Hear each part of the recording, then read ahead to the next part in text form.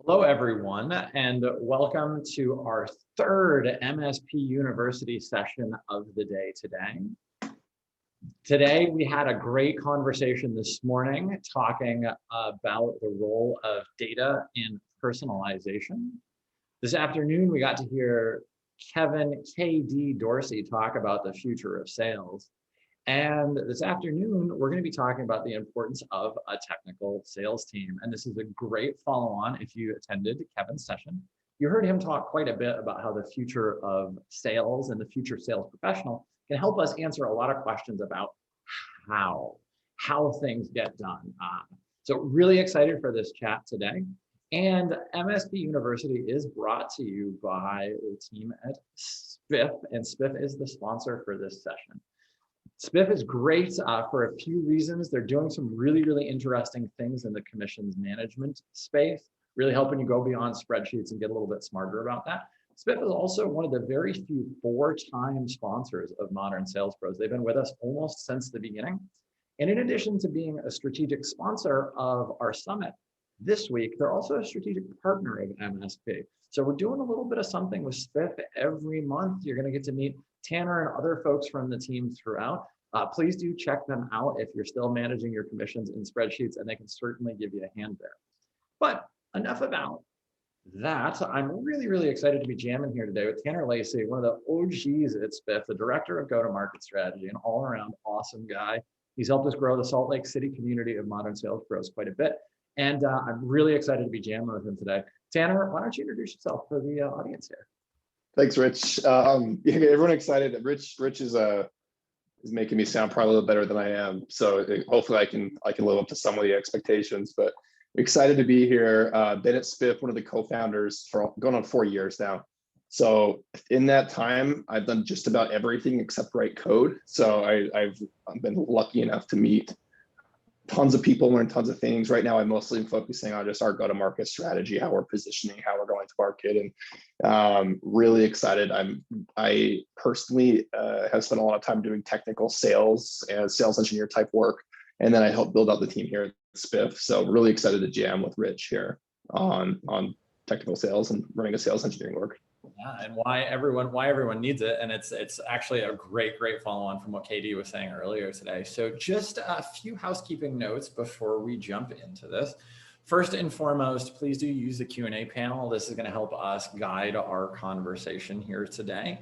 And then you can also upvote and comment on others' questions asked in there. So please do that. And then before like 8 people ask, the recordings will be made available this evening. It's all going to go up on our YouTube channel, of which I'm contractually obligated to tell you. If you look at it, you have to subscribe, so please do that. In addition, at the end of every day, we're sending out our post-day event recap emails.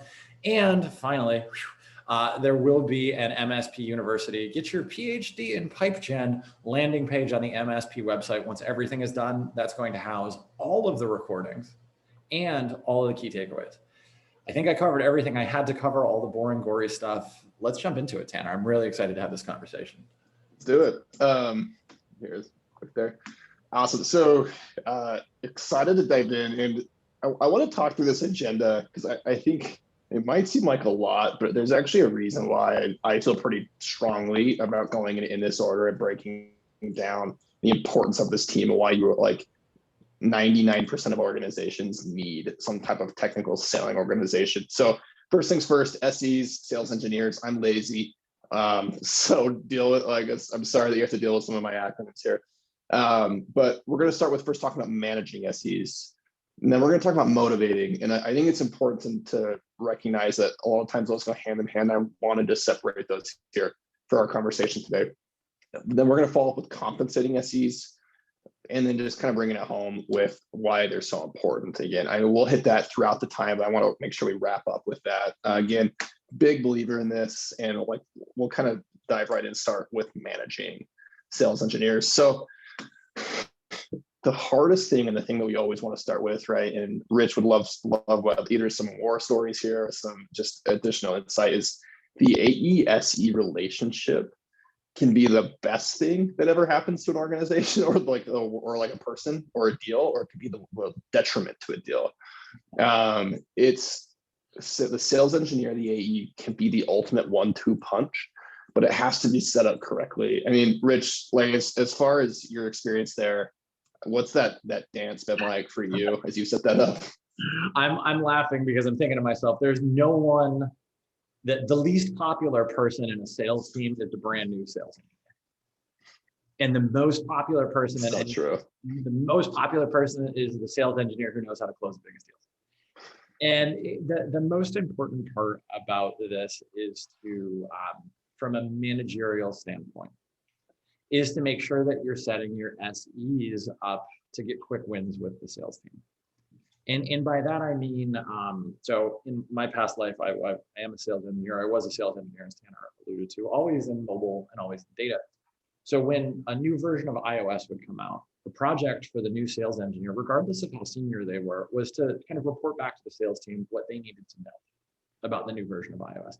It was a chance for them to build credibility with the sales team without there being a situation where it was like, cool, Tanner started last week and we're just going to throw him into the most complex, gnarly deals that we have. It's not generally a path for success.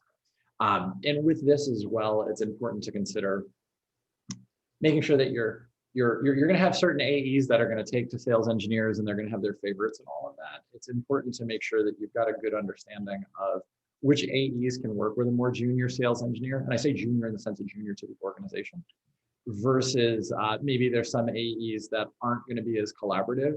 Those you want to make sure maybe you pair with your more seasoned folks. Yeah, that's so true. I mean, for context, right? We're just already to pass up 100 people, which is kind of insane, by the way, Rich. Like the first time me and you met, I think there was like 9 of us, and that wasn't even that long ago.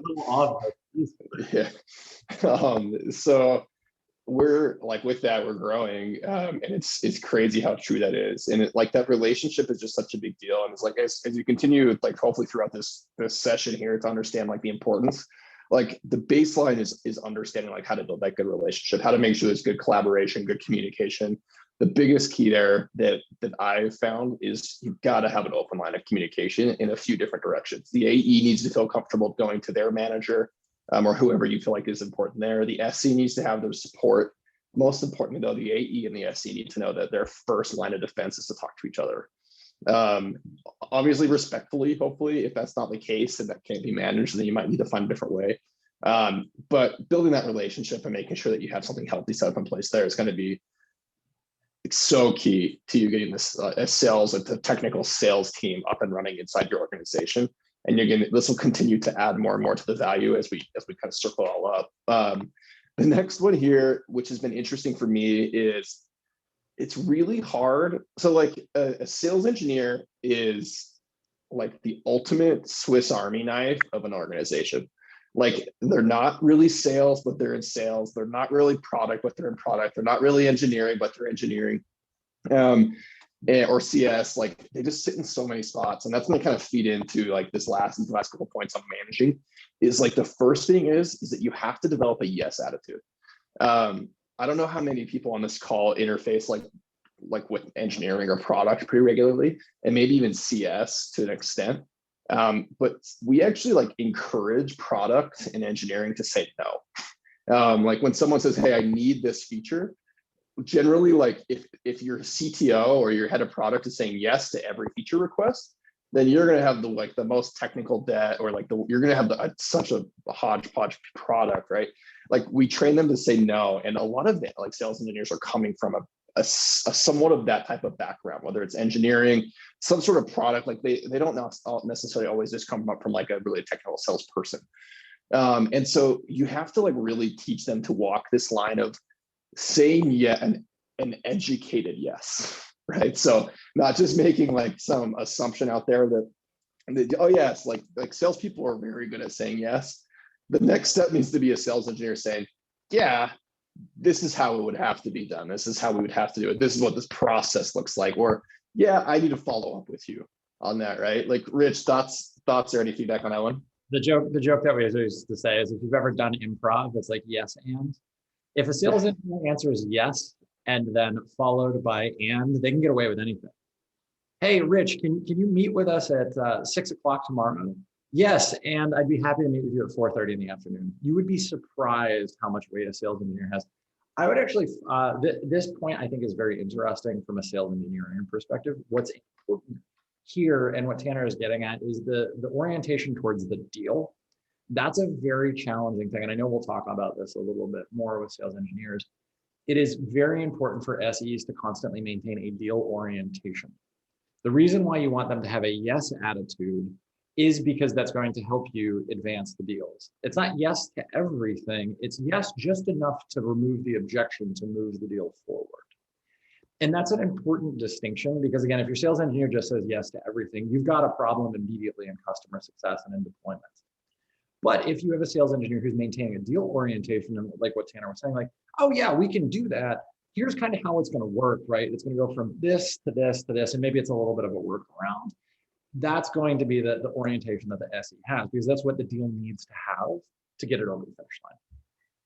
Yeah, 100%. And I think that like kind of leads in really well into like these last 2 points, which we'll just bucket together, is because your SE is going to be wearing so many hats at your technical sales org.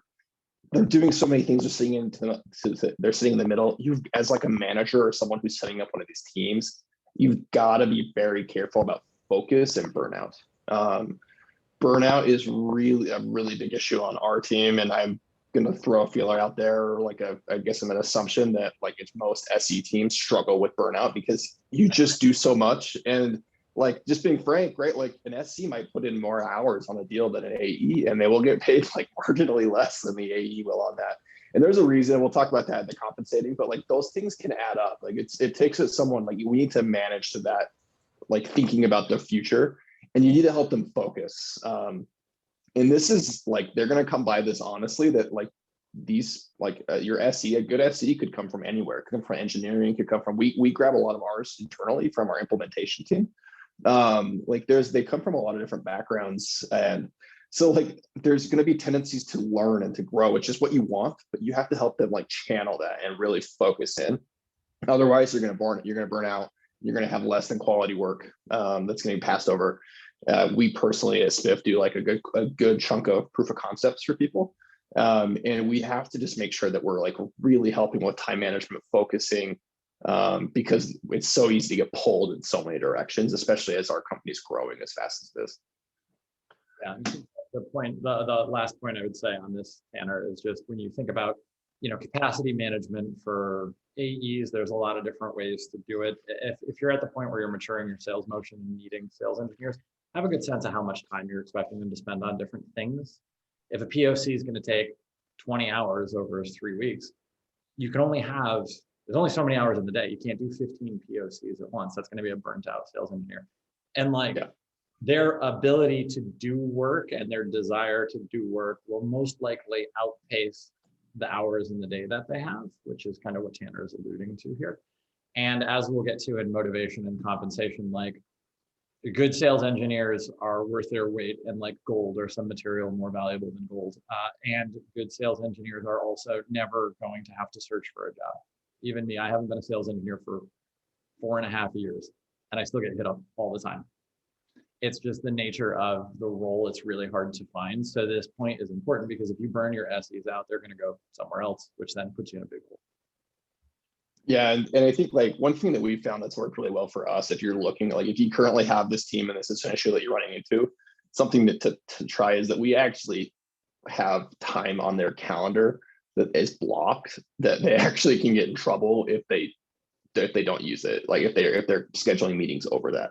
So we give them time in every single day to work on things, and so that they don't accidentally get meetings put on a calendar, because otherwise it's just so easy to have like every hour have a half-hour meeting, and then you just end up having them work all night. And our team's amazing and they work super hard, but it's at some point like you got to protect them for that as well. So like, Rich, before I like move on here, sorry, I should ask anything else you want to add, or are you good if we move on to kind of the motivate? Yeah, managing sales engineers is a little bit like asking the question of like, how long is a piece of string? It's an art, it's a science. Sales engineers, you can have all the personalities that you would get in engineering, all the personalities that you get in sales, and all the personalities that you get that sit in between. And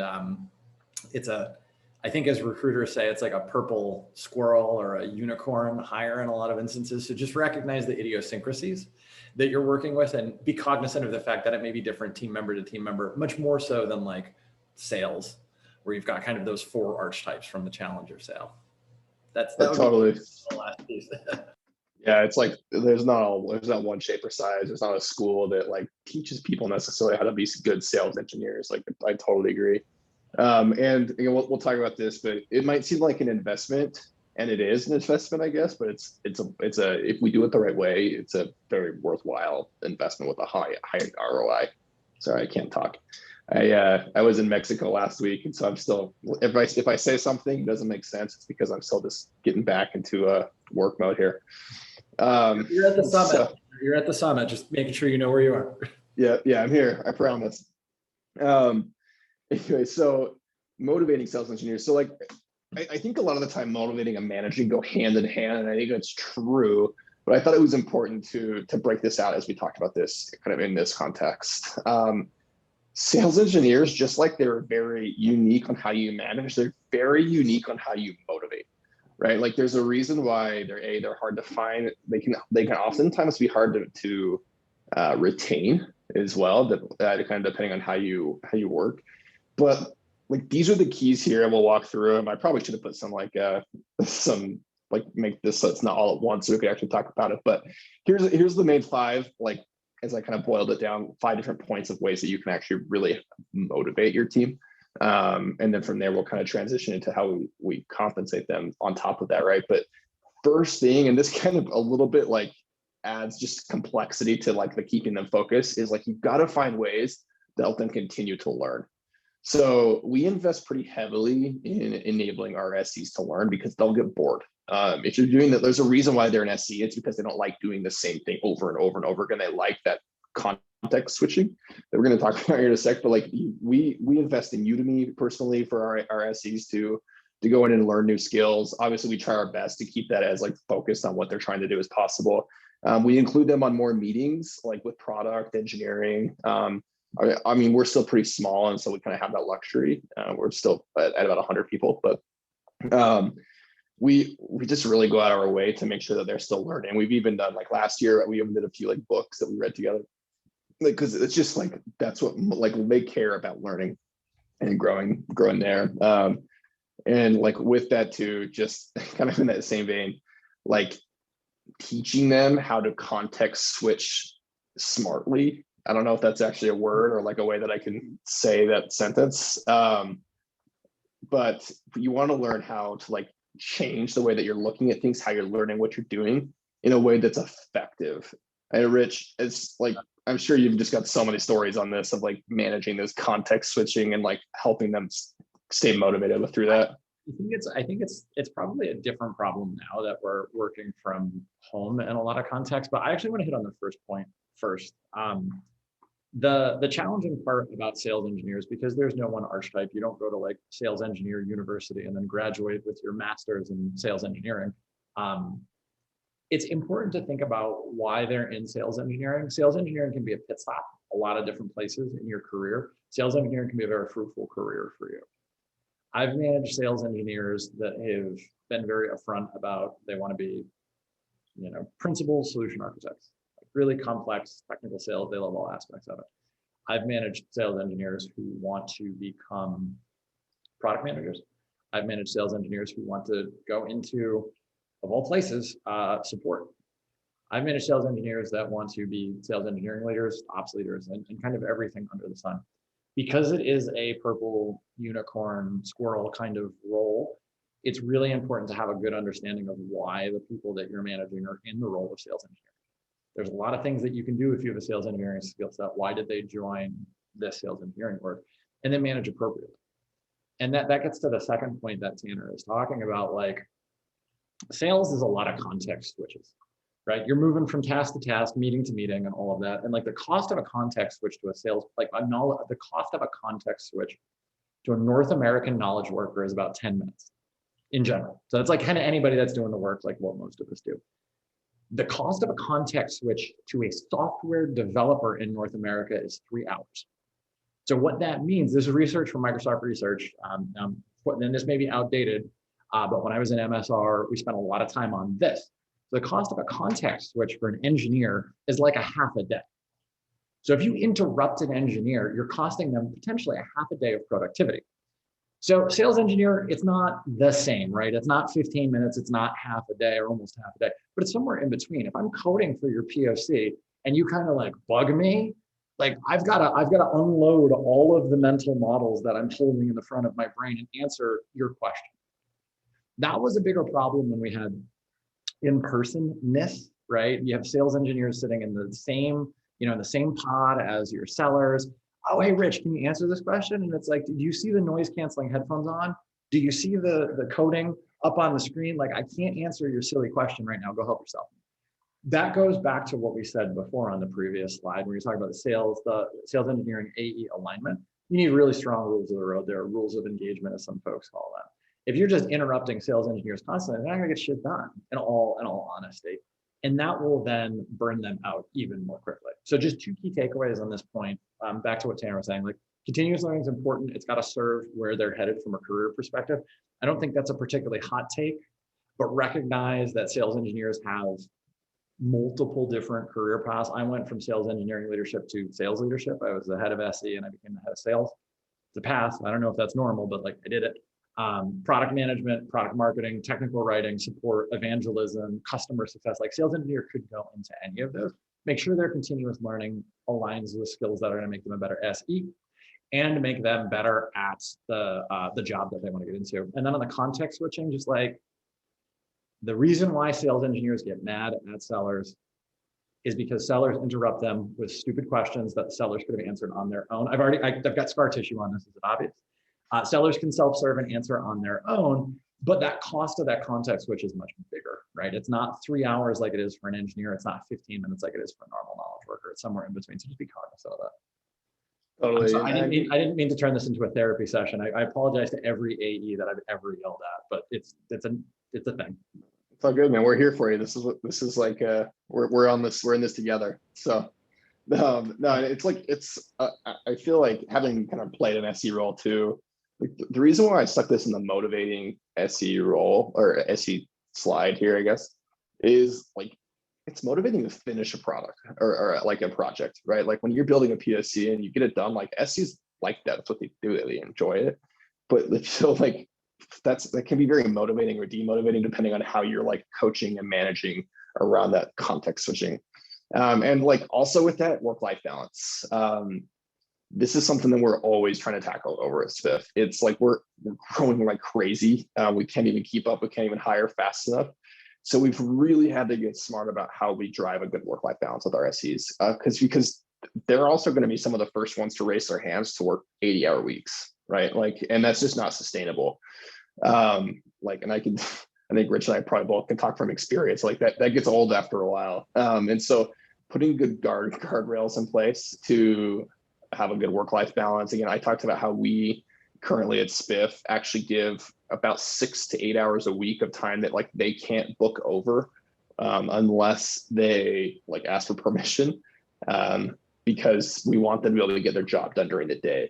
And I just think it's important to like have a good motivated sales engineer to fight that burnout. You've got to help them on like really like help them produce a good work-life balance. And in that as well, right? Because they sit in the middle, they're doing so much work, they're switching contexts, they've got to learn how to focus on what they can control. And this could probably fall on either the managing or the motivating side of things. I stuck it on motivating because like this is key to them being happy and motivated in their role. It could go both ways, I guess, on there. But it's just such an important thing to understand, an important thing to keep in mind as you're looking to how to motivate your sales engineering or your technical sales team. I mean, Rich, I'll just toss it over there to you again. Anything you'd like to add to those 2 points? Yeah, I mean, and we'll talk about this more with the compensating point. Sales engineers are also, they can also be a little bit smart, too smart for their own good. So a sales engineer is going to know if an AE is not pulling their weight. A sales engineer will know if an AE is not good at negotiation. What some sales engineers will do, especially those that are maybe lack a little bit of self-awareness, will assume that they can do the AE's job better than the AE. And it's fine, right? Sometimes it works out. Like I made the leap to being a sales leader, but there's a coaching moment there. We're really helping them understand that, an AE is maybe not great at prospecting, but like, do you want to go start making cold calls? And what does it actually mean to go do that? There's an empathy that you can build on that collaborative culture piece. The second piece on this is the sales engineer is going to work just as hard for a POC that's going to get lost as they will for one that's going to be won, maybe even harder, right? So it's really, really important to be intellectually honest about things like your ideal customer profile, the types of businesses that you are and are not going to work with, the types of things that your product will or will not do, because the sales engineer will try to extend it as much as it can back to that deal orientation, right? If they've got their nose on the deal, they're going to figure out the 7-step workaround for the product gap to bring that in. They're going to bust their ass to get that solved. And then they'll be in a situation where, well, the product team doesn't want to support that workaround, or the leadership team doesn't want to take that. The SE just worked a ton to make that happen. So being honest, and that's the job of the revenue leader. It's not just the job of the sales engineering leader, but honest about like, these are the types of deals that we're going to take. This is how we're going to deploy a sales engineer. This is when we're going to pull a sales engineer off of a deal. These are all the characteristics of how we want our sales engineers to work. All of that's important to be straightforward about and upfront and really clear and unambiguous, because if not, you spin your wheels a ton and you work your butt off on deals that you're not gonna win, that there's no chance to win. So that goes to that last piece, but that's a management, maybe even executive or founder level responsibility in really pulling that story all the way through. Just like Spiff, right, Tanner? Spiff doesn't just work with every company under the sun. There's a sweet spot. There's a certain type of verticals that you do well in. There's a certain type of verticals where it's like, maybe oil and gas isn't the right spot for us right now. Whatever it might be, just be honest with yourself. And that makes your sales engineers' lives easier and allows them to spend more time on the high calorie activities that will actually generate revenue, as opposed to just like POCs for POC's sake. Totally. Yeah. It's such an important thing, like for an SC to feel like they can be heard, right? Or like feel like they can actually be like talked. So like, again, let's dive into this collaboration piece.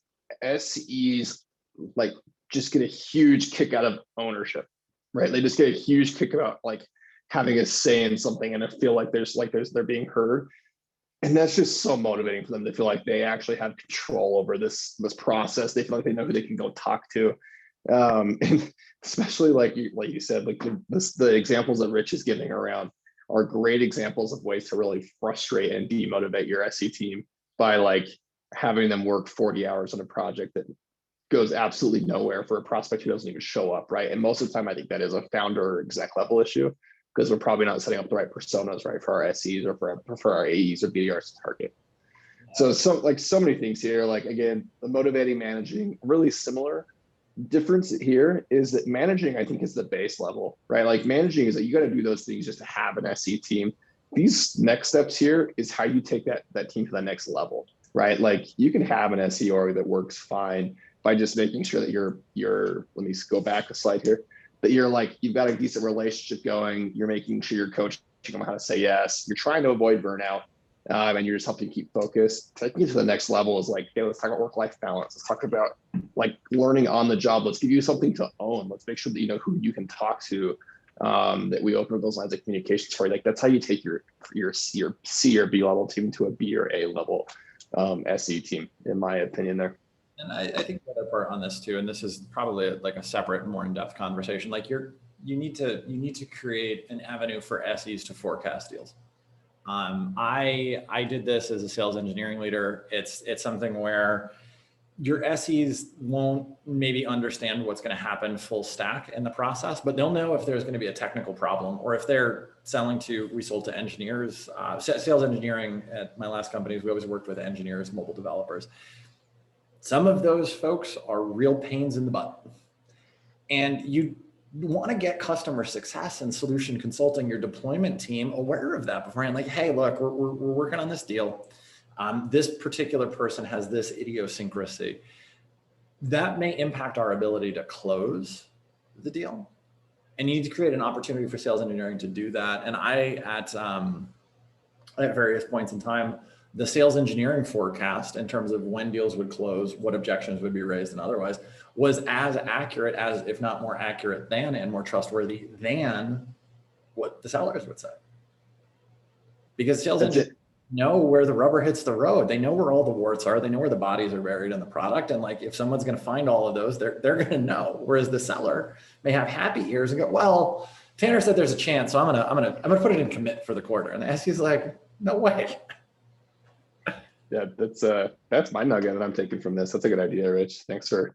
Did you just have like a forecasting meeting where like monthly or quarterly or something? So we had two things. So we had a forecast meeting for the sales engineers where it was just literally we had a field in Salesforce that was hidden from AEs. And it was like, what's the SE forecast? And it's just your gut, right? We use best case, commit. Was it best case, most likely, and commit. That was it. And there was no hook to it. But what we would also do with deals, we had a quadrant assessment that we would run on deals. Along one axis was how well is this customer or prospect going to use the product as far as alignment with what the product is meant to do. So are they using it exactly as God intended it? Right off the assembly line, they're just doing the hero stories that product made. That was one axis. The second axis was, is this customer like customers that we have today? Is this customer like customers that we want to have? Based on the answers to very simple questions, you would determine how the SE would actually engage, right? If it was somebody was using it as just as the product management team intended, but it was a new vertical that we had never sold into, cool. Well, there was a set of SE plays that we would run. The handoff process to post-sales was different. Versus if this was somebody in a vertical that we sold to all the time and they were using the product in a completely off the wall way, it's like, okay, cool. We're going to involve a different set of people and support that in a different way. And then we had rules around too, when it was a vertical we had never sold into, somebody using it not the way that we wanted to, we call that a fishbone. And we had a fishbone meeting. So if you ever want to really push your founding team, schedule a fishbone review. And we would actually review, and I would make, as a sales engineering leader, any fishbone that we were going to bring in, I needed commitment from the CTO that we were comfortable supporting the workarounds of the SE team and supported. Otherwise, we would pull SE resources off of those deals until we had the product level commitments that we needed. Because you can't, back to the point, like we could close that deal totally, and then they would churn right away. And SE's like, what the hell did I just spend all this time doing? So that was a very valuable, and that 4x4 is super easy. Any organization can set it up. One axis is just like, is this somebody using it the way that we want it to, the product? And that's going to be different for every organization. The other axis is, are they like other customers that we have? And if both of those are yes, like cool, Godspeed, like run your sales motion. If there's variance there, just mitigate accordingly, whether it's more customer success up front, whether it's more solution consulting, commitment from product, whatever it is. But that was really, really helpful for us. And again, it's shorthand. So I can very easily communicate that to everybody here. And then it's like, cool, we're going to get into the fishbone review. I know what that is. There's no more, oh, it's a bad deal, it's a bad vertical, whatever. It's like, this is what it is. And then you can make the business decision to take it. So I would draw that in here, but my drawing on Slack or my drawing on Zoom is like Z minus. It's not even F minus, it's Z minus. So just visualize what a 4x4 looks like and away you go. That's I got some work to do after this. Thanks, Dan. Thanks for sharing.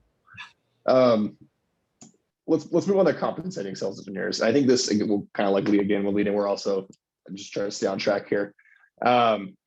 Compensating sales engineers. Like I'm just gonna. They all fit in the room. We're just gonna talk about it. AEs will make more than SEs 99% of the time, and that's how it's going to be for the most part. Maybe Rich has some other opinions there, but like for the most part, an SE, like on purpose, is not as incentivized to close as much business as the AE. There's a few reasons why that's actually a good thing. Again, the management of that is key, but there's a few other ways that you can actually kind of curb this, because again, SEs are like inherently really intelligent and they're going to figure that out. We had some big deals close at Spiff where the SE put in probably like 80 to 100 hours working that deal and made like marginally less than the AE made on that deal. They were very aware of that. And it was a good learning experience for me about how to proactively manage for those situations. And like the first thing that is like you have to have in place and that your SEs need to understand is your base versus variable, right? On your on target earnings OTE. I personally feel that about a 75, 25, 80, 20, 70, 30, something split like that is the really healthy way to do it for sales engineers. Generally, I would say like for an actual AE, 50-50 is usually where I start on that. And like, that's generally what the market's saying, which we're pulling from our customer base and from just the market, is generally around what you're going to see on that comparison. And that's how it should be. You should be guaranteeing more because your rep should be just more motivated to work rather than to just focus on one individual deal. You need them to be able to feel confident and comfortable and like ready to go to work with and roll with the punches, because you got to have them focusing on what they can control, right? Rich, any thoughts on that? Yeah, I mean, I think there's a lot here. The first part, the most important thing that Tanner was talking about here was like your AEs have a responsibility to take care of your sales engineers. I don't, if they want if you're selling in a sale that's complex enough, that's going to necessitate a sales engineer. If you cut an AE a 6-figure check, your SE is not going to get that much. It's just not, that's just to Tanner's point, that's the way of the world. There's reasons behind that, as you explained. It's incumbent upon that AE to be a good citizen of the sales floor and get that sales engineer a steak dinner. Do the, in some cases, big old Rolexes, whatever it might be. That's the first part. The second part on like the split, there's a couple different ways to do this. It does change as a sales engineer gets more senior. You get closer to 50-50 on the split and the base and the variable.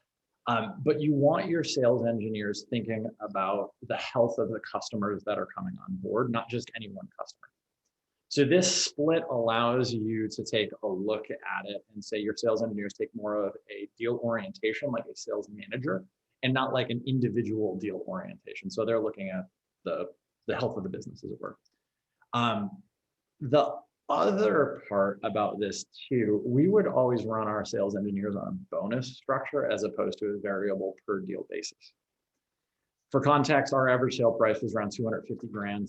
Our AEs would carry a $1.2 million a year quota. So we're not talking about a large volume of deals, but incentivizing them on a bonus structure towards the region they supported, incentivize the right behavior we wanted from the sales engineers. Because we'll talk about some of the stuff accelerated MBOs, but like if I ran the East Coast region and I knew that that's what my team and my SEs were getting compensated on, well, they would be speaking at all the appropriate meetups. It would incentivize all of the right behaviors to make sure that there was enough pipeline, and back to what we were saying before, SEs like to do a bunch of stuff. Tanner, there's a question that's coming in live here, and I have a lot of thoughts on this. How do you, when you're thinking about paying sales engineers, how do you benchmark kind of what they should be making?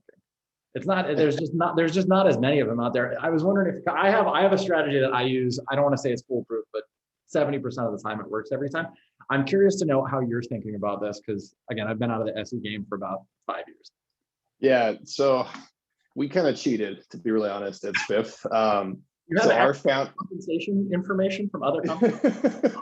Yeah, so we have a little bit of insight to what people are paying your standard SE. We also, like, on top of that, we're lucky some of our founding team recently, or like before Spiff, started and sold a company called Capshare to Morgan Stanley. And part of that was like, there was an intermediate acquisition in between there to ShareWorks, which also bought like an HR database, which we were able to take a look at and say, cool, what's the 90th, 70th percentile for SEs, depending on experience type of thing. So those resources are out there. And if you have access to those, or like if your company is big enough and wants to invest in them, I would highly suggest that you do. It's really nice to have that. And there's a lot of free resources out there too. I also think that, sorry, I'm like tripping up my words here, because a lot of this has also changed with COVID. Before, I would also say that region would play a big role in how I would look at paying an SE, like just because of cost of living. But I think like, I don't know that I have a magic bullet there. It sounds like Rich might actually, though. And like I said, use this at your own discretion. My benchmark for this is similarly tenured product manager. Use that as approximately what the base should be. Your variable, Like it. follow the 70-30 split or whatever it is that makes sense, right? As a sales engineer gets more senior, it's going to get closer to 50-50. Like the head of sales engineering, should be compensated probably better than the sales manager, but maybe not quite as well as the director of sales, somewhere in there. Mhm. And again, this may be different for organizations, but like for your individual contributor sales engineers, the benchmark that always seems to get us in the zone of what an SE wanted to be comped is like, what's a product manager at that career stage make? Cool. Whatever a 10-year product manager makes 140 base in San Francisco or 180 or whatever it is. We could find the sales engineers that fit our bill at that size. So that may be something valuable. The second piece on this, the way that we approached a lot of the second part, like accelerators and MBOs and all of that, take your sales manager comp plan and like the accelerators and the bonus structure and all of that, that was kind of where we started for our sales engineers. So similar accelerator structure and all of that, because again, you want them thinking about the region. You don't want them thinking about individual deals. That may be different on a company by company basis, but that's something I don't know, there's probably a better way to do it, but for us, that was a very, it was good enough for where we were at that time. Yeah, and I think like we're getting some awesome questions in here around like comp. So maybe I'll just give just a quick example, right? And some ranges here on mine on like what we do at Spiff, which I think, and Rich, like if I start going off base on like, maybe this might just be a Spiff thing, let me know. But again, we did kind of cheat on how we structured our compensation structure at Spiff, but the base varies from about 70 to about 140 depending on the seniority. And like the accounts that they're working. We do have an enterprise team, and like that's kind of where we fall on the base side of things. And then we're generally on 80-20. So about 20, like 80-20, 20%. There maybe 30% on for a few of them. A few of them have been here around for a while, so it's a little bit unique, but that's about what we're doing. The way that we have them set up is their entire we're gonna do a little bit of like multiple levels of division here, right? So first, we separate it 70-30. 70% goes towards revenue that's brought into the company. 30% goes towards individual MBOs, right? So those individual MBOs, we set 3 to 4 very specific measurable objectives that we want them, that they have full control over to hit. Doing things like using their assigned time during the day to work on whatever they're working on. Hitting their SLAs on POCs, different things like that. Like we try to get really specific and very like, there's generally a few that are across the board and then a couple that are set very specifically with each SE. And then as far as that other 70% goes, right, we do, their full base will be hit if the company meets its goals, right? So a company hits 100% of its quarterly like net new ARR attainment, they will get 100% of that 70%, right? But they also, like, let's say the company hits 110%, they'll get 110%. If the company hits 150%, they'll get 150%. It's not accelerated though with that because they don't have any control necessarily over that. They do, but they don't, right? So the way that we actually have our accelerator set up is that we've done a lot of research and just looked at the data on what a good close rate is for our SEs. So we track for what deals SEs are working and we look at those close rates. And then we determine that, and that's actually how we set them up with their accelerator. So we take what they've earned and we give them a bonus on top of that, depending on their close rate. We actually just made this change this last quarter. It worked really well for us. I think our SEs were pretty happy with how it turned out because we've been hitting our number pretty consistently. But that's for us was important. We wanted to drive close rate as what they're looking at there. Yeah. But it's an important, like, again, they don't have complete control over close rate, but they do have some control over close rate, right? It's part of what it is. I think it depends a little bit on your cycle here. I think that's a great idea. The other way too, if you have a complex technical sale, and I'm talking kind of, you get up into the true enterprise, right? There's an important milestone that happens where you get the letter of intent or there's a technical selection or something like that. That's an interesting win rate. Back to like sales engineering can 100% control the outcome. in the POC phase, or they have more control over that than legal not taking a red line, right? And I think that could be something too. If you have a longer sales cycle, you could focus on what are the conversion rates that the sales engineer can control, given you want to reward on closed won business, right? They're sales engineers. Spoiler alert, it's in the title. You want to make sure that sales engineers take that deal orientation, but on some of the accelerators and stuff like that. The other thing I want to hit on this MBO, and then Tanner, we're actually almost out of time. On the MBO point, this is the opportunity when your sales engineering team is saying, if I just had from the products team, if we just had more documentation about, you know what the MBOs can become very easily? If you're missing some technical documentation on how to deploy X, Y, and Z, that's a great MBO for a sales engineer. In certain groups at Salesforce, just for context here, now we all know Salesforce, at certain groups at Salesforce, their sales engineering teams, it's like base variable split, as we've been talking about here, but the majority of their variable is actually tied to MBOs related to content creation and utilization versus deal closure. Now, given you need to apply this correctly to your organization, don't just go and be like, well, my SEs need to write content and they don't need to worry about deals anymore. But that's something to think about. Like, what are the ambiguous utility player type problems that you have where your sellers or your customer success folks are saying, your sales engineers can be deployed and you can use MBOs to deploy your sales engineers to start to solve some of those problems to good effect. Totally. No, and I love that. That's something we're looking at currently. So thanks, Rich. And I'll move on from this. Just a quick plug here. I live and die by the rules of MSP, where I will not sell you on our product if you reach out to me with questions on this. So I love talking about this stuff. I have an unhealthy love for talking about commissions, right? I will follow those rules. So if you have any other questions, please reach out to me on LinkedIn. I promise I won't follow up with you in a drip sequence around Spiff. So anyways, so it's like real quick, let's just wrap this up. And then we have a couple of good questions in there. Again, I'm gonna actually run through this slide pretty quick, Rich, then we can get to like the follow. Like I probably should have put these on the same slide now that I'm thinking we're actually in practice here, but like ultimate utility player. The SC's got to be that ultimate utility player, and they can be if you enable it, if you motivate, compensate, and manage them correctly.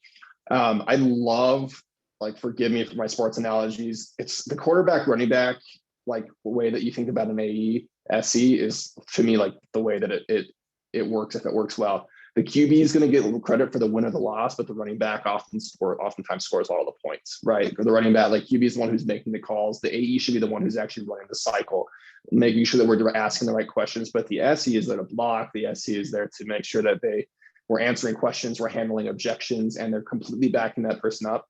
But remember, like, that's why AEs make more money, is they will go down as the best or the worst depending on their wins and losses. Not the SE is not necessarily that way, even though there is correlation. I'm actually just going to like skip to this next one here, mostly just because Rich just loves the Dodgers. He's a huge Dodgers fan coming from Boston. So I wanted to throw this out there. I have a Dodgers fan with Clayton Kershaw and Will Smith here, right? Like, again, sports analogy, pitcher and catcher. Like, the pitcher's only as good as the catcher in reality. Like, if you're throwing something and they can't frame it, they can't do it. It's the same thing. Like, your AEs, your SEs have to be in sync. And there's a whole other set of eyes on the pipe here when you're actually getting, like, have your SE rolling, which I love what Rich said about even having like a forecast set by your SE. Balance is key, right? Making sure that you keep your team balanced, you keep them focused, you don't let them burn out, and that you're focusing on what they can control. But this thing that I really want to focus on is kind of like the finishing point here, and then I'll let Rich come in with whatever he wants to kind of finish up before we go into any more Q&A, is like, prospects want to buy from people they relate to. And 9 times out of 10, they will relate better to the SE than the AE, just from sheer fact, like, the SE probably comes from their world or can speak their language better. And a good AE knows how to use that, and a good SE takes advantage of that.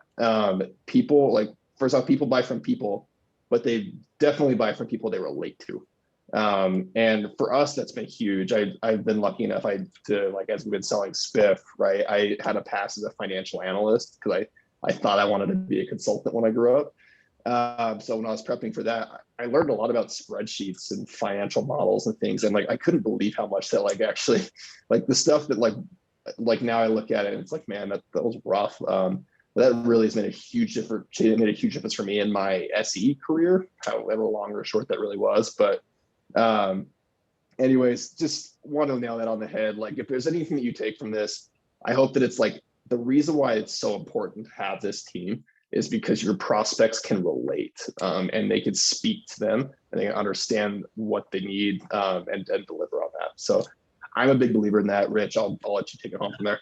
I mean, I think this is all good stuff. I think Katie said this earlier. There's nothing more. Oh gosh, I'm gonna screw this up too. There's not a bigger conflict of interest than a quota carrying salesperson. And sales engineering, it's a great quote, it's a hot take, do with it what you will. The great part about sales engineering is you can also play up the engineering part of it and play down the sales part of it in certain conversations. I don't know if this is a black belt move anymore, but when I would introduce myself or our team would introduce themselves, sales engineering, yeah, you know, we roll up to the CTO. So you completely remove that threat of like, now you're a trusted advisor. Now, is that a trustworthy way to start a relationship? Probably not. But it is something that you can play on the engineering side of the sales part of it. The other part here too is like sales engineers, it's an interesting path, but I do actually think that the future of revenue, and again, I'm biased, right? I went on this run, but I do think the future of sales leadership starts to look more and more like sales engineering. Interdisciplinary problem solving skills, the ability to build process, the ability to deploy technology effectively to accelerate a process, the ability to coach, the ability to context switch quickly. Those are all characteristics that a really strong sales engineer has. Those are also strong characteristics that a strong manager has. And if we look at the future of revenue, starting to move in a direction where it's art and science, right? We're not just doing steak dinners and martinis and buying from, you know, because I took you out to dinner, Tanner is going to buy. No, the products have to get better. The sellers have to understand more of how. I do think sales engineering starts to inherit a little bit more of the earth. And you start to see this as well. Like 10 years ago, there weren't tools for sales engineers. Sales engineers didn't have a budget. Now there's a whole set of demo acceleration tools. There's tools like Vivun, which is specifically a sales engineering tool. That is a good leading indicator that there is a buying center developing that is sales engineering. It's a good indicator that the discipline is maturing. So much like customer success took about 10 years to rise to the prominence that it has, I think sales engineering is next on this. Tanner, I'm going to ask you a question here, and we don't really have time to go through too much more, but I'm going to ask, this question comes up all the time. Where do you find good sales engineers? Yeah, so everywhere, I guess, but nowhere. So for us, we do a few things. We do look internally currently. For us, where we're not necessarily like always hiring the most seasoned sales engineers, we want people with product and like persona knowledge. So we do look for like our implementation team. There's oftentimes people who come in with like kind of wanting to get to more of a customer like a pre-sales type motion. So we look a lot internally for ours. But really, like for us, we hit people's networks like crazy. We basically say like, hey, who do you know who like would be like really like who's pretty technical but would love to like make more money, or like who would love to actually get in there and be on more of the pre-sales, or who's looking to get into a different role. So we've done that, like just being blunt, that's almost what we've done completely from ours, is we've used networks and kind of given them an idea of what they're looking for. Plus they have an idea because they're using them or they're part of the organization. So I'm a big fan of the SC org being a great way for people to like switch careers. It's a really great middle ground. So if someone is in product and they want to get into sales, like the best thing for them to do is to go be an SC. Someone's in sales and they want to get into CS or implementation, like take a middle step first. Make sure that you can speak this, that you want to get more technical, step back out of the quota carrying life for a minute, because you might just be burnt out from carrying a quota for 10 years. So, I mean, that's always going to be my first line of defense on hiring almost any role is there a good source internally? When that doesn't happen, they're out there. People, the one thing I would just say to keep in mind is that like, it's not necessarily, I think in a lot of roles, like a good engineer oftentimes is a good engineer, right? You can go grab someone if they're really good at writing in Ruby. They'll come in and they'll write in Ruby, great. But, or the code in Ruby, great. But like grabbing a sales engineer from, I don't know, for us, like, I'm trying to, I don't know, Salesforce doesn't necessarily mean I'm going to plug them in and they're going to be great. Cause like, there's so much like just knowledge that they have, like, I don't know, it's just so much on the job learning. It's hard to like, there's a lot of skills that will transfer, but like a lot of the knowledge and the actual just information they're sharing and the sales cycle and the style. And a lot of the time it's just hard to actually like find someone who already has that. So I don't feel like I actually answered your question very well. Like I danced around it, but I don't think there is a place that you hire sales engineers from. I don't think any of it is the other piece of advice I would say, Tanner, everything you said was great and it's true. It's really difficult. Make sure the referral bonus for sales engineers is the same as it is for engineers. It's going to solve some of these problems for you. They're worth every penny because sales engineers, they're a very high leverage position for revenue, and the extra couple $1,000 that you pay to pay for them like they're engineers as opposed to salespeople matters a ton here. Tanner, I hate to break it to you, we're at time actually here. So really do appreciate, great conversation, man. Really, really appreciate both the relationship that we've been able to build at MSP with Spiff, and then also specifically having you join us here today to chat about really building this role that's not easy to do. So I appreciate you sharing kind of your stories and your experience.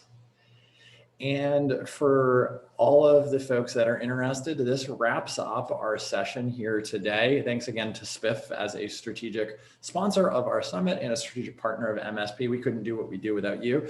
But that is officially a wrap for day 2.